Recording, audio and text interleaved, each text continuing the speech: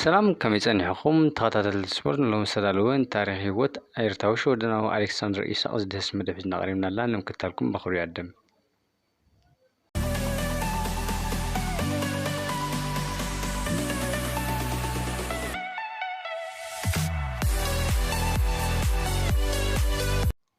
መቸም ሃገራት በቲ ህዝቢ ብጥርኑፍ ውልቀ ሰባት ከዓ ብውልቂ ዝገብሩ ኣበርክቶ ኣብ ዓለማዊ መድረክ ክብርን ዝናን ይረኽባ። ኤርትራ ከዓ ኣብ ብዙሕ ዓውድታት ብፍላይ ከዓ ኣብ ዓውዲ ስፖርት ቀሊል ዘይኮነ ስምን ዝናን እዩ ዘለዋ።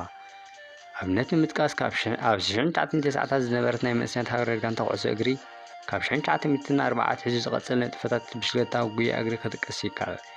እዚ ብእኩብ ተመክሮ ክግለጽ ከሎ ብውልቀ ሰባት ደረጃ ከዓ ኤርትራ ኣብ ዝተፈላለዩ እዋናት ብደቃ ደሚቓ እያ። ንኣብነት ከም በዓል ዘርሰናይ ታደሰን ግርማይ ገብረስላሴን ዝኣመሰሉ ኣትሌታት ኣብ ዓለማዊ መድረክ ማራቶን ዘመዝግቡ ዓወታት ስም ኤርትራ ዘፀውዑ ክኾኑ ከም በዓል ዳንኤል ተክለሃይማኖት፣ ምርሃው ቅዱስ፣ ቢንያም ግርማይ፣ ናትናኤል ተስፋፅን ዝርከብዎም ማልያ ዘይብሎም ኮርሳት ኣብ ዓለማዊ መድረክን ጋንታታትን ሃገሮምን ዘበርክትዎ ዘሎ ዓወታት ኪነ ኤርትራ ሰጊሩ ንኣፍሪቃውን ዝውክል እዩ። ከም ኣካል ናይዚ ስውሕ ኤርትራዊ ስፖርታዊ ድሕረ ባይታ ከዓ ኣብዚ ግዜ ከዓ ኤርትራዊ ሸወደናዊ ኣሌክሳንደር ኢሳቅ ኣብ ፕሪምየር ሊግ ደሚቑ ይርከብ።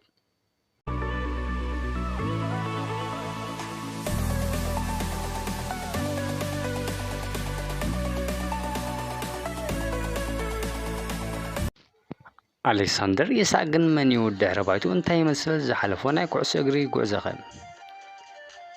ኣሌክሳንደር ኢሳቅ ኣብ 21 መስከረም 1999 ኣብ ሶሎና ሸወደን ዝተወለደ ፕሮፌሽናል ተፃዋታይ ኩዕሶ እግሪ ሃገራት ጋንታ ሸወደንን እንግሊዛዊት ጋንታ ኒውካስል እዩ። ኢሳቅ ካብ ኤርትራውያን ስድራ ዝተወለደ ኮይኑ ምስ ኤርትራውያን ጥቡቅ ርክብ ከም ዘለዎ ይፍለጥ። እዚ 192 ዝቕመቱ ጉልበት ኣጥቃይ ኣብዚ ግዜ ኣብ መድረክ ፕሪምየር ሊግ ካብ ዘለዎ ቁፅሪ 9 ተፃወቲ ምስቶም ኣብ ቅድሚት ዝስራዕ እዩ።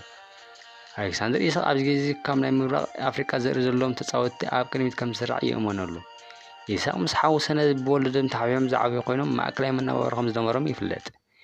ኢሳቅ ካብ ብንእሽቱ ኣትሒዙ ፍቅሪ ኩዕሶ እግሪ ዝሓደረ ኮይኑ ካብ ወዲ 6 ዓመታት ሒዙ ምስ ናይ ኤኣይኬ መሕለፊ ደረጃ ብምርካቡ ምስ ጋንታ ክፃወት ዕድል ረኺቡ እዩ።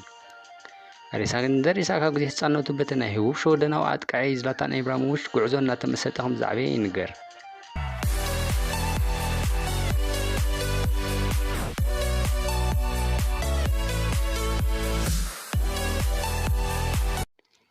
ናይ ኤኣይኬ ጉዕዞ ኣሌክሳንደር ኢሳቅ ካብ ወዲ 6 ዓመታት ሒዙ ምስ ኤኣይኬ ዝዓበየ ኮይኑ ኣብ 2016 ከዓ ናብ ዓባይ ጋንታ እታ ክለብ ተሰጋገረ። ንዓባይ ጋንታ ኤኣይኬ ከዓ ኣብ 28 ለካቲት 2016 ቀዳመይ ፀወቱ ኣንጻር ተልሁኑስ ኣብ መበል 75 ደቂቃ ተቐይሩ ብምእታው ፀወቱ ኣሰላሰለ። ኣብ 16 ዕድሚኡ ከዓ ጋንቱ 6-0 ኣብ ሰዓወተሉ ቀዳማይ ሸቱ ኣውፀረ። ኣብ 7 ማልያ 2016 ኢሳቅ ጋንቱ ኣንጻር 16 ገጥሞሉ ኣብ ዝነበረት ኣሰልጣኒኡ ኣንድሪያስ ኣልም ካብ ፈለማ ኣሰለፎ። ኢሳቅ 16 ዓመቱን 199 መዓልታትን ብዘቁፀረ ሸቶ ኣብ ታሪክ ኤኣይኬ ዝነኣሰ ሸቶ ዘቁፀረ ተፃዋታይ እዩ። ኢሳቅ ዋላው ንኣለም ተኪኡ ብዝመፀ ሓድሽ ኣሰልጣኒ እታ ክለብ ሪካርድ ኖርሊን ቀዋሚ ተሰላፊ እታ ጋንታ እዩ ኮይኑ ኣብ 21 መስከረም 2016 ኣብ መበል 17 ዕለተ ልደቱ ከዓ ጋንቱ ኣንጻር ጆርጅ ጋንስ ናይ ደርቢ ፀወታ 3-0 ኣብ ሰዓወተሉ ክልተሸቶታት ብምዝጋብ ደሚቑ እዩ። ኣብዚ ከዓ ወዲ ጋንቱ ችንዱ ኦባሲ ሓድሽ ሸወደናዊ ዝላታን ኢብራሂሞቪች ክብል ንኢሳቅ ወዲስዎ ነይሩ። በዚ ኣብዛ ክለብ ዘርኣየ መሰልጠኒ ብቕዓት ከዓ ከም በዓል ኦስማን ደንበለ፣ ሳንቾ፣ ሃላንድ፣ በሊንጋም፣ ፑሊሲች ዘፍሬድ፣ ቦሩስያ ዶርትመንድ ብ23 ጥሪ 2017 ንኣሌክሳንደር ኢሳቅ ኣብ ሕፉ ኣትወቶ።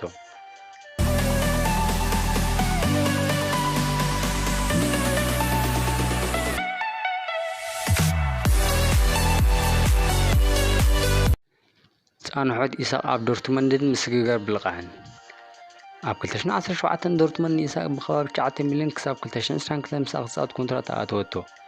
እዚ መጠን ገንዘብ ተፃዋታይ ኤኣይኬ ካብ ዝተኸፍለ እቲ ዝኸበረ እዩ። ኢሳቅ ካብ ሪያል ማድሪድ ዝመፆ ፃውዒት ብምንፃግ ጊናባ ንመንእሰያት ተፃወቲ ኣዝያ ብልፅቲ ጋንታ ምዃና ዘመነላ ጀርመናዊት ጋንታ ዝመረፀ። ኢሳቅ ቀዳመይቲ ናይ ዶርትመንድ ፀወቱ ኣብ ግጥም ሎተ ኣብ 14 መጋቢት 2017 ኮይኑ ጋንቱ ነቲ ግጥም 3-0 ተዓዊታትሉ።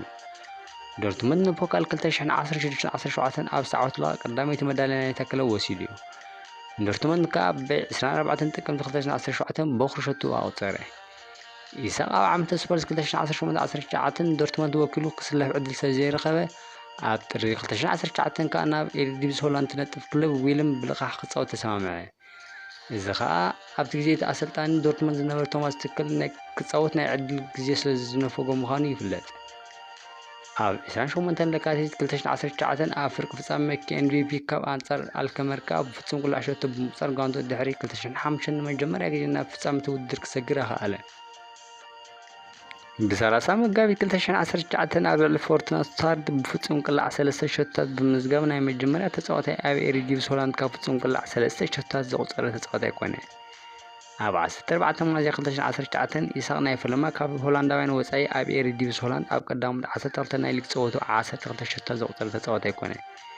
እዚ ተሃራፊ ምዕባለ ኢሳቅ ክትከታተል ዝጸንሐ ስፓኛዊት ዓባይ ጋንታ ሪያል ሶሲዳድ ብ12 ሰነ 2019 ነዚ በሊሕ ኣጥቃዒ ንሰሙን 19,000 እናተኸፍለ ን5 ዓመት ምስኣ ክጽወታ ፈርመቶ።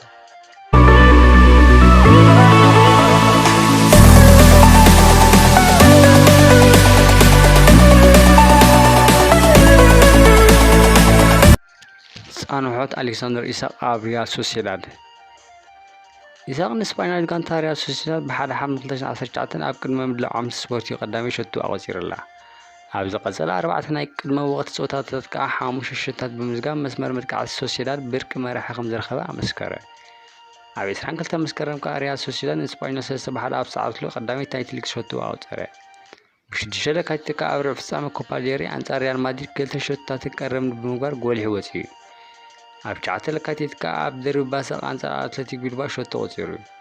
ኣብ 3 ሚያዝያ ሶሲዳድ ንኣትሌቲክ ቢልባኦ 1-0 ስዒራ ዋንጫ ኮፓ ዴል ሬይ ምስ ሰብሰበት ኣሌክሳንደር ኢሳቅ ናይ ቀዳሚት ናይ ፕሮፌሽናል መዳልዩ ተሸለመ።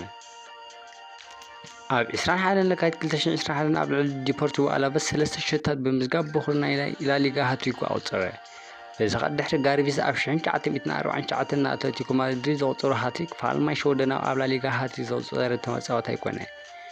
ኣብ ዓመተ ስፖርት 2021-22 እውን ኢሳቅ ሶሲዳድ ኣብ ላሊጋ ሻይ ተርታ ሒዛ ክትዛዝም 10 ሸቶታት ብምዝጋብ ድርዒ ኮይንዋ እዩ። በዚ ኣብ ሶሲዳድ ዘርኣዮ ድንቂ ብቕዓት ከዓ ኣዒንቲ ዓበይቲ ክለባት ክስሕብ ድሕሪ ምጽናሕ ብ26 ነሓሴ 2022 እንግሊዛዊት ክለብ ኒውካስል ብልዕሊ 70 ሚልዮን ኣሰጋገረቶ። በዚ ከዓ ንሰሙን 120,000 እናተኸፍለ ን6 ዓመት ምስታ ዓባይ ክለብ ክጻወት ተሰማምዐ።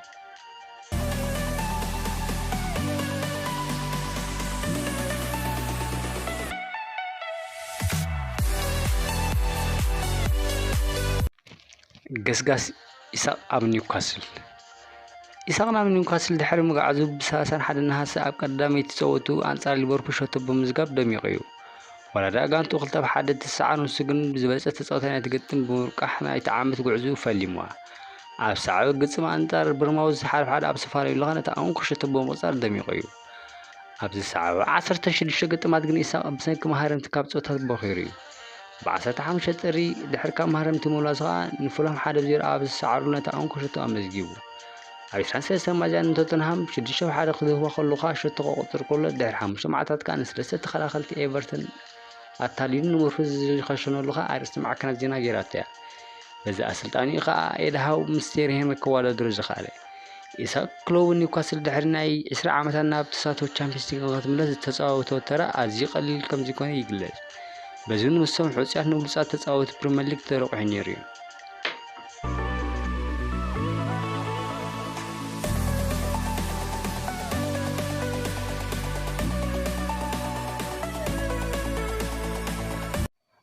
ኣበርክቶ ኢሳቅ ንሃገራት ጋንታ ሽወደን ኢሳቅ ንትሕቲ 16-21 መንእሰያት ጋንታ ሽወደን ወኪል ተጻወተ ኮይኑ ንመጀመርታ ግዜ ከዓ ኣብ 8 ጥሪ 2017 ኣብ ግጥም ምሕዝነት ኣንጻር ኣይቮሪ ኮስት ጸኒሑ ከዓ ኣብ 12 ጥሪ ኣንጻር ስሎቫክያ ተጻዊቱ እዩ። ንስሎቫክያ 6-0 ኣብ ሰዓርሉ ኣብ መበል 19 ደቂቕ ሸቶ ብምዝጋብ ኣብ ታሪኽ ሃገራዊት ጋንታ ሽወደን ዝነኣሰ ተጻዋታይ ሸቶ ዘቁጸረ ኮይነ። ኣብ 3 መጋቢት 2019 ከዓ ቀዳሚት ናይ ዓባይ ሃገራዊት ጋንታ ሽወደን ጸወቱ ንቂሶን ቶኪዮ ብምእታው ተጻወተ። ነቲ ግጥም ንመጻረዪ ዩሮ 2020 ከዓ ሽወደን 2-1 ተዓወተትሉ። 7 ሰነ 2019 ሽወደን ኣብ ሜዳ ፍሬንድስ ኣሬና ኣብ መጻረዪ ዩሮ 2020 ንማልታ 3-0 ኣብ ሰዓርትሉ ከዓ ኢሳቅ ንሃገራዊት ጋንታ ቀዳሚ ሸቱ ኣውጸረ። ኢሳቅ ኣባልታ ኣብ ዩሮ 2020 ዝተሳተፈት ሃገራዊት ጋንታ ሽወደን ነይሩ። ኢሳቅ ኣብ 39 ግጥማት ንሃገራዊት ጋንታ ሽወደን 9 ሸቶታት ኣቁጺሩላ ይርከብ።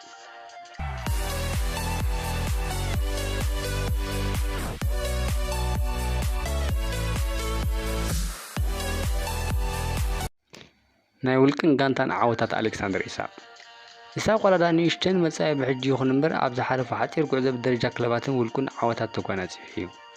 قال ንምጥቃስ ተዓዋቲ ዋንጫ ፖካል 2016-17 ምስ ዶርትመን ተዓዋቲ ኮፓ ዴሬ 2019 ምስ ሪያል ሶሲዳድ መዛዘሚ ሊግ ካፕ 2022 ምስ ኒውካስል ብሉፅ መዝጋቢ ሸቶ ኮፓ ዴሬ 2019 ዝበለፀ ኣጥቃዓይ ፉትቦል ስላጎን 2021 ዝበለፀ ተፃዋታይ ፕሪምየር ሊግ ወርሒ መጋቢት 2023 ወንኮ ተፃዋታይ ኣብ ኤሪዲቪስ ሆላንድ ፍጹም ቅላዕ ሃትሪክ ዝሰርሐ ብራዚላዊ ባህር ኣጥቃዓይ ነበር ሮናልዶ በሊጹ ካብ ሆላንዳውያን ወጻኢ ኣብ ኤሪዲቪስ ሆላንድ ቀዳማይ ተፃዋታይ ኣብ ቀዳማይ 12 ሸቶታት ዘቁፀረ ዝምባር ገለ ካብቲ ኢሳቅ ኣብዚ ሓፂር ግዜ ናይ ፀወታ ግዜ ተጓናፂሑ ዘሎ ዓወታት እዩ።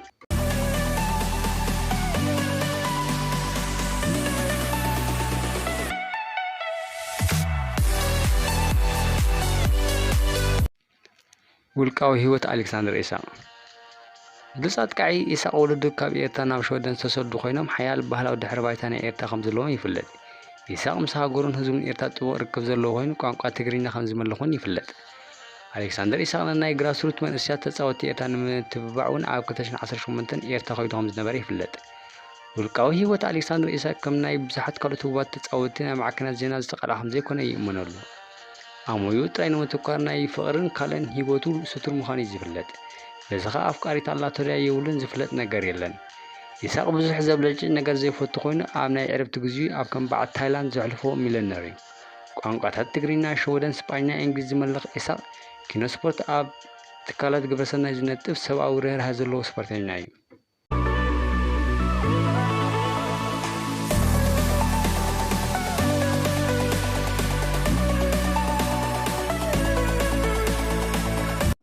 እምበር ዝኸበርኩም ተኸታተልቲ ሎሚ ዝተዳለወ ንታሪክ ህይወት ኣሌክሳንደር ኢሳቅ ዝድህስ መዝገብ ኣብ ዝኽንዓፁ ንምክታልኩም ኣዝየ የመስግን። ኣብ ዘለኹሞ ሰላም